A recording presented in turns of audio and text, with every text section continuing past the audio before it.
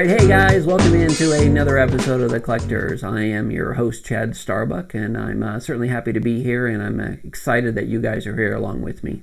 Now, before we get started, just a couple of items. If you like today's show, be sure and hit that like button down below and share it out with your friends and family. And as always, I know I sound like a broken record, but go ahead and hit that subscribe button too. It all helps, so thank you very much.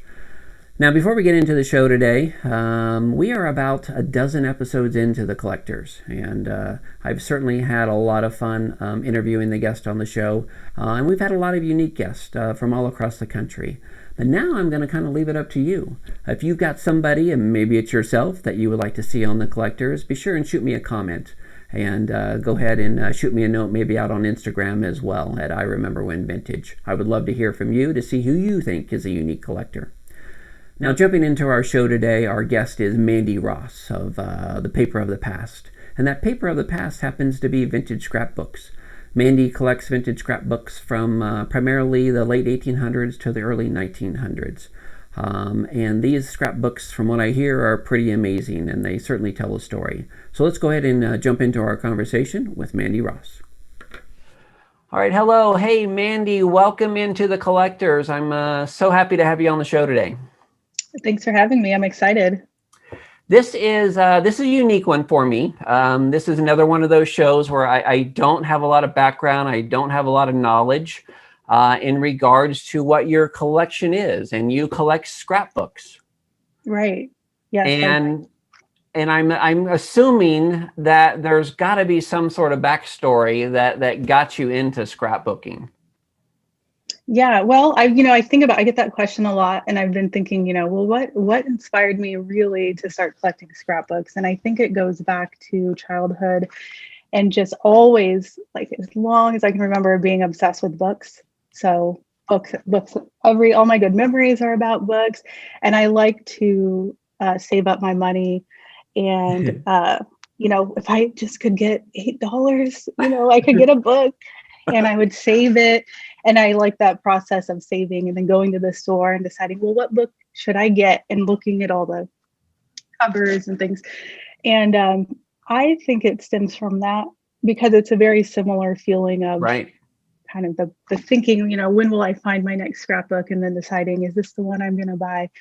And, ultimately making that decision and putting it into the collection. Now, a lot of times, and I even said it at the beginning, right? I said scrapbooking, and that is not what we're talking about here. We're talking about vintage scrapbooks, primarily from like the late 1800s to the early 1900s. Is that right? That's right. So I like to say I collect scrapbooks made by other people between 1840 and 1940. Okay. And, there's a lot of specifics in there, but that's the quick answer. So they are books made by other people that I don't alter in any way. I just collect them as is and, try to keep them as safe as possible in my storage and collection of them. Now, when I think of objects and I think of what people collect, I mean, whether or not they collect like sports memorabilia or they're collecting, vintage items for their home, those items, they have a story behind them of where they came from, how they were made and things like that. But this is really unique in that sense is you get to visually see the story and the history behind what it is that you're collecting. And is that part of, why you got into this and being able to kind of go back in history and see this about a particular person or an event? Yeah, that's right. I think for me, the story is the most important part. So I'm always looking for like, what story will I uncover or what does this scrapbook have to say? And it does take some digging into the book and some research to sometimes find that out. But there's always clues that are going to lead to really what that person was living through or what they were doing. Or with newspapers.com, I can always say, oh, they went to this theater on this date, what was playing at that time? And I can find out more just based on what's in the book. As a starting point. Yeah. And I guess, probably those really early books, I'm only going to assume that maybe not a lot of photographs, but more objects that person collected or they're writing in them. Is that right? So give us a little description of kind of those early books to what you're seeing maybe in the 1940s. Yeah, so what you see with scrapbook history is it really follows what printed material was widely available and easy to get in, the everyday household. So in the older books, especially, I'm going to say 1870s through 1890s, you see a lot of very bright, colorful printed materials like scraps and trade cards and calling cards that people could collect. But you don't see a lot of handwriting or personalization in that way. Okay. Very few photos. I mean, they kind of, in Victorian times, it seems like they put their photographs in the photo album and their scraps in the scrap album, and you don't see really those combining too much. But by the time, for me, when I start seeing books from, I would say 1900 to 1910 is when you see a big shift in the scrapbooking style to be very personalized and a lot of items from their daily life, whether that's a button, this button came off my coat, or some, people take a little, like this paper clip came from the hotel, they start collecting daily items, not necessarily printed material. Right. Yeah. Now, do you kind of remember how you started into this? Is there a first book? There's a first book, and I mean, I've always been interested in history and like old postcards and photos. And I always, as a kid, also, in addition to my book obsession, I always wanted to find a time capsule. I was like, one day I'll be able to, and the books are time capsules to me. So in all of that interest, I'd always gone to vintage stores, antique shops, garage sales, all that stuff with my parents and family. And I think it was around, it must have been 2006 is my guess. I was out in San Diego shopping around with my mom, and we were at a big antique shop, where they had all the booths. Yeah. And we kind of saw the book on the table. I remember still seeing it and thinking like, but what is that? Like, that is a strange looking book right there. And took a look at it, and it was very large. And it was actually a 1930s scrapbook made in a wallpaper sample book. Okay. So it was like you would turn the page, and each page was a sample of wallpaper. Yep.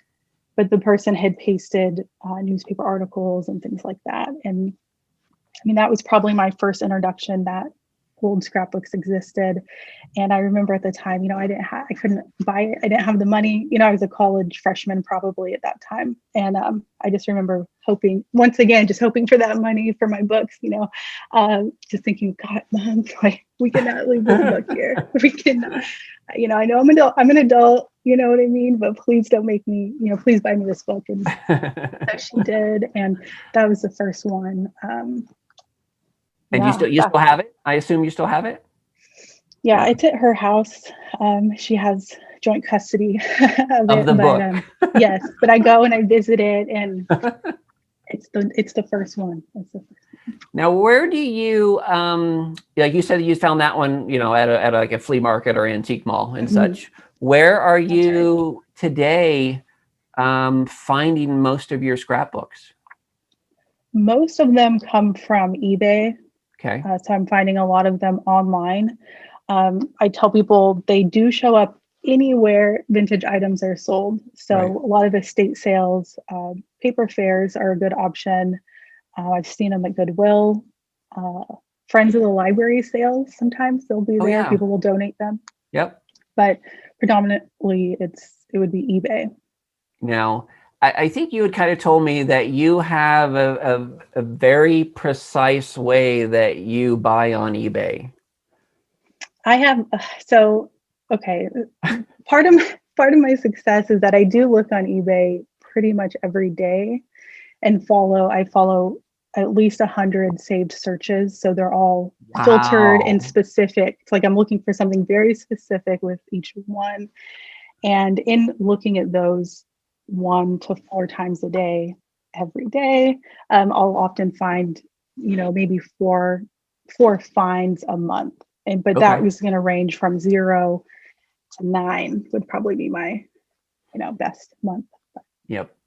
And so you found that first book. You were about a freshman in college. When did it really take off to where this became a passion of yours? In terms of collecting scrapbooks specifically, that would have really started in 2015. Okay. So prior to that, I would definitely buy them if I saw them. So I'd kind of have to like find them in the wild, as I'd say. And but really where I was like, okay, I'm looking on eBay every day, that was 2015. That's pretty amazing. So from 2015 to now, I mean, if you're going, 4 or 5 a month, how many do you think you have in your collection now? I know the math is not going to add up. So I don't know. I'm going to have to look into this, but in my mind, I have about 500 pieces. Whoa. Yeah. And that's going to be mostly scrapbooks, but some diaries, some letter collections as well. But I think in the earlier days, I was probably buying a lot more, like Right. kind of more like everything was rare. And I was like, I've never seen that. I really want to get that. And now I've really slowed down in terms of You're it probably just, you're probably more refined now in what you're looking for, I would imagine. that's true. Yeah. Yeah. That 500, now that's a few scrapbooks. That's for It's a sure. lot of books. That's a lot of books. Yeah. And you have, I mean, are they all in your house? Do you have them like organized in any particular Mhm. fashion? I do keep most of them in boxes, Okay. and I can say, my closets don't necessarily hold clothes. I'm giving the prime real estate to the books because it's just a better space for them to be in a closet, kind of, I don't know, away from windows and things like Right. that. Right. Um, but yeah, I would say it's not super organized. I've in the last year or so I've gotten better at labeling the boxes better and being able to do like a quick scan and like find the books that I'm looking for. But That's pretty great. That's amazing. I think, and again, it's something that I don't know a lot about. So let's kind of, jump into your collection and talk mhm, about some of the books that you have, those that maybe stand out as being really unique or whatnot. So what it mhm. is, we had that first book that you talked about that, resides in your mother's house today. But is there a period or of an era that you're really passionate about now? That's a tough question because I'm the type of person where they say, "Oh, what's your favorite book?" And I'm like, "Well, I have 100 favorites out of my 500." It's hard to pick, but I do tend to focus on. If I narrowed down that timeline, it would probably be 1880 to maybe 1930. And really, what I do, so I think my criteria is three things, right? I'm looking Yeah. for personality. So I want to know who the person was, and I want their kind of personality to really shine through on the pages. Okay. Um, Something unique. And the uniqueness can come from what the book's made with, like the materials. It can be the page layout. It could be something in there is very strange, like a wishbone from a turkey, Oh, Yeah, wow. like okay, and which I've seen now maybe 5 times. But so the unique aspect, and then also an emotional kind of like a story, emotional connection where I look at it and go, oh, that I can relate to that. That's a cute story, or that too. So if I can find all three of those things, it makes it to my favorite book list. Okay. So is there a, well, I don't want to ask you, is there a favorite book, but is there one that kind of stands out for maybe what was in it or the types of things that were in it? Yeah, I have one right here. It's Okay. the biggest one that I have. It has the most in it. I'll just hold it up because it's not really easy to Oh share. my But goodness. yeah, if you can see, it has I a don't even lot. I don't even know what to call that. I would not necessarily say that's a book. It's just I a know, collection of things with a front cover and a back cover, I think. right? It's like bigger than a filing cabinet almost. So, but this person, Dorothy, she put a little bit of everything in her book, and I was actually lucky enough to buy it as a lot. So it came with 7 of the books that she made, Okay. which is kind of one of my more rare finds. It's hard to find scrapbooks being sold together, and it's especially hard to find 7. And the one I showed is her biggest one, but they're all in a similar style. So it's like 7 books just packed with a little bit of everything from her daily life. Well, and I guess that's kind of the thing. Sometimes when I think of somebody that's scrapbooking or putting, even from that period, right, of putting something together, you think of, paper or ephemera, that sort of thing, Mhm. maybe to an event that they went to, maybe it's a playbill or things like that. But that book looks like it has, like, I don't know, it looked like it had wood in it or something. Probably. Yeah. So what kind of things Yeah. what are you finding in these books? I mean, I know for this one, there's soap from a hotel, like a little soap bar of soap, still in the wrapper, just put Oh, right on the wow. page. She saved her ticket stubs, but the way that she put it in there is she put a stack of maybe like eight ticket stubs on a safety pin, and then it's safety pinned to the Oh, page. okay. So she saved her class ring box, so the little box that her ring came in. So that's in there. You can open it up, and there's a little note inside about what the ring looked like. It's sketched. So she was very creative in what she put in there. She didn't care if her book closed. I mean, it's not supposed to be that full. I've seen this same book from other people, and it's like Okay. that. And is that one of the wallpaper books? This one is not. This is just a plain Scrap. pages. Yeah. Yep. Okay. Hmm. That somebody put together. Well, that's really cool. I mean, that's a fantastic book. Is there, so that's kind of a style of a book because of what it has in it. Is there like another style of book? I mean, I think you had mentioned that you're finding things that aren't necessarily put together with what you would consider a front or a back cover, right? They have Right. other objects holding things in. That's right. So another thing I like to look for are scrapbooks made with things that are not scrapbooks. Okay. I have a couple examples here. Like for example, this one is a shell. Oh yeah. So it's a shell on the front and back, and it doesn't open very far. So I'm just going to do a little bit. But Yep. inside, it's like a moss specimens. Oh So yeah. there's like a bunch of But pages. there's like pages. Yeah. Yeah, like a little book. Maybe it opened further at one point. I don't Yeah. know, but it's tied together. Oh, that's pretty So special. for this one, I don't know who made it. It's not even dated, so I don't know Oh yeah. when it came from, what time period it's from. But that's a good example of that's not a book. That's not your traditional book, but it's still a book. I also have a scrapbook fan, so it's like Oh yeah. Oh, this, that's pretty cool. and the person glued um, like little things from paper Yeah. on both sides. Oh, that's pretty So, amazing. Yeah, and that's I pretty have cool. an old photograph of somebody holding one of these, which I think is pretty neat. So she's in her, Victorian dress, and she has her fan, and it's all open, and she probably made it in a similar style to that one. Now, have you had the opportunity to, travel to different places to be able to find books? Maybe not specifically because you were looking for a specific book, but like where have your travels taken you and to be able to find different types of scrapbooks? So, in terms of like buying them, or Yeah, exactly. Like, has there been a specific trip where you've been on like a scrapbooking hunt or something like that? well, I know wherever I go, I'm going to look for scrapbooks. Okay. So it's like, where am I go? What city am I going to? And I'm going to research what antique shops are there, maybe what Okay. markets are there, where could I look, and I will definitely look. But another way that I travel in relation to the books is I like to visit the spots that are mentioned in a scrapbook that I have. Oh, right. So yeah, so if I'm going to Chicago or something like that, I'll think about, well, what books do I have from Chicago? Chicago. Okay, these are my Chicago books, and I'll look around. I'm like, well, I should go look at that historic building, and I should go to this hotel, and kind of make an itinerary based on let's walk some of these steps, mentioned in the books. Yeah, I kind of travel in the footsteps of the people that put the books together. Yeah, Mhm. that's a pretty cool way to do it. And I think that's the really cool thing about these scrapbooks.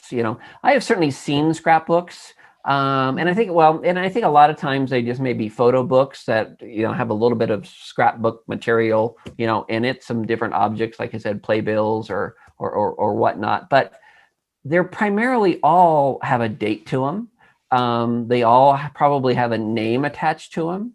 So you're very specific in the story that you're, in a sense, looking at the history of, right? Right. Yeah, there's a there's a lot of details in the books to, if I want to go down a rabbit hole, there's plenty of options on where to start.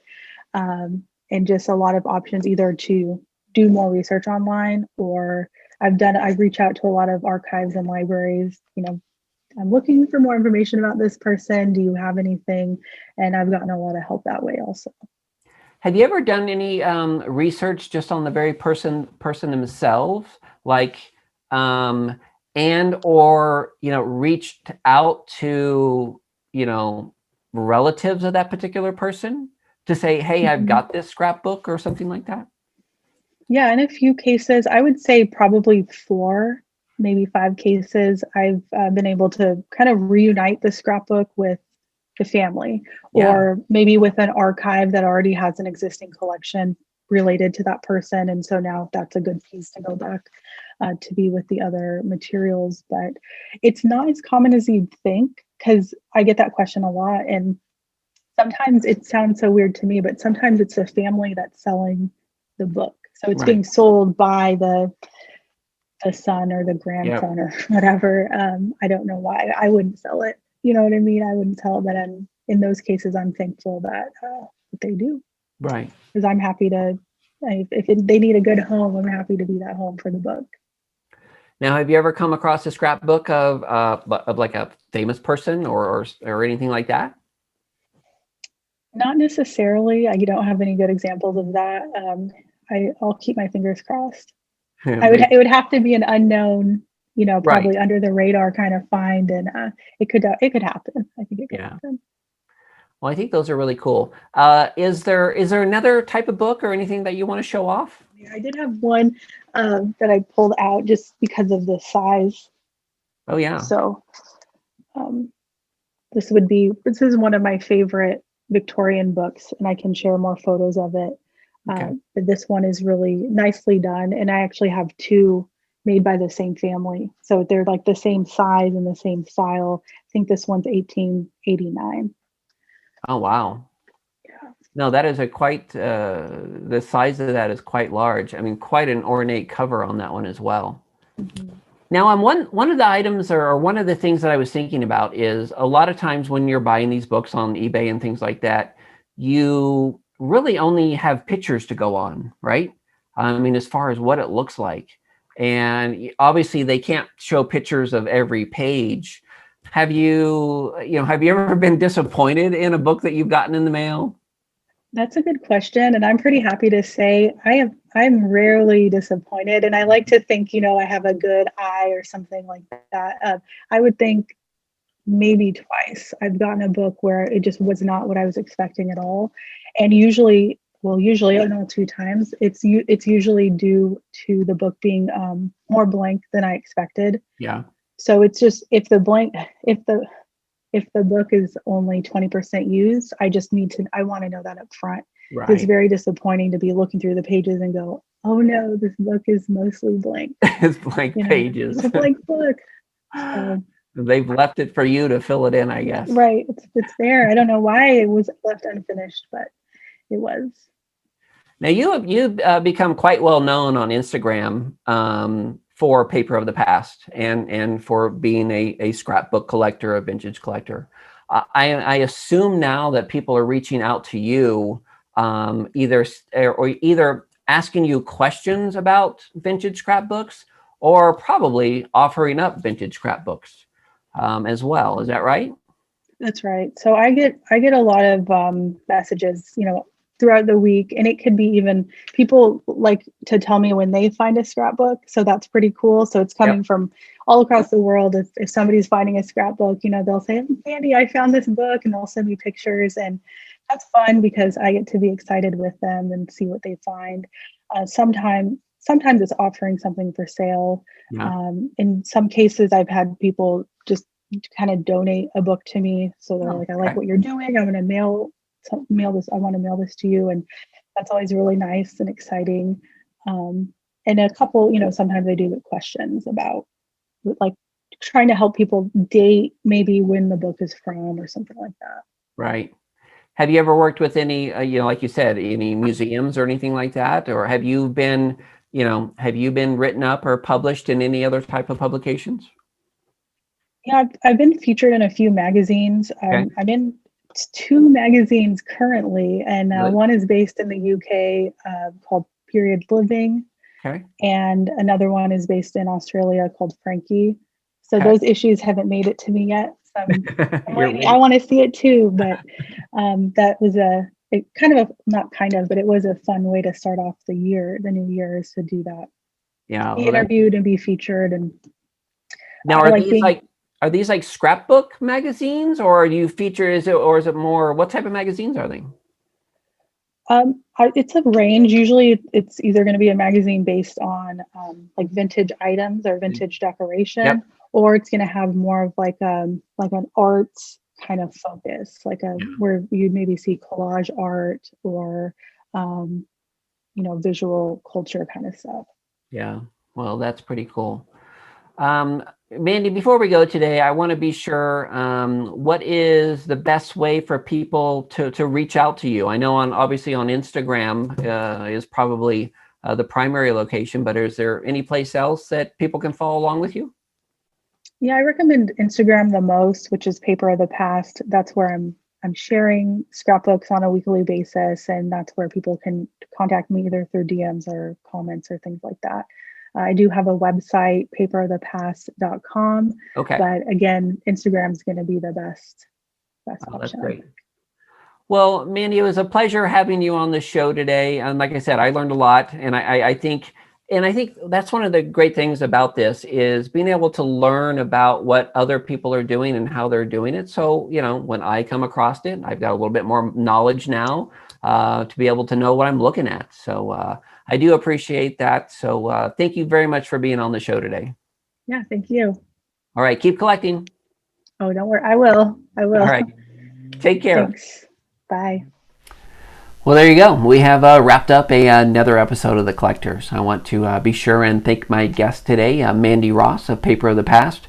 Now, this was one of those shows that was a learning experience for me. I don't know a whole lot about vintage scrapbooks, so being able to gain a little knowledge from Mandy, I think, was very helpful for me. Next time out on a hunt and I come across a scrapbook, I will have a little knowledge to be able to know what I'm looking at. So I thought that was pretty cool. So thanks, Mandy, for being on the show, and I certainly want to thank you guys as well. Thanks so much for watching the show and for following along. And if you did like today's episode, be sure and hit that like button down below, and be sure and share this out with your friends and family. And I know, broken record, but be sure and hit that subscribe button. And then join along with us next time as we travel America in search of another unique collector and collection. Take care and keep collecting.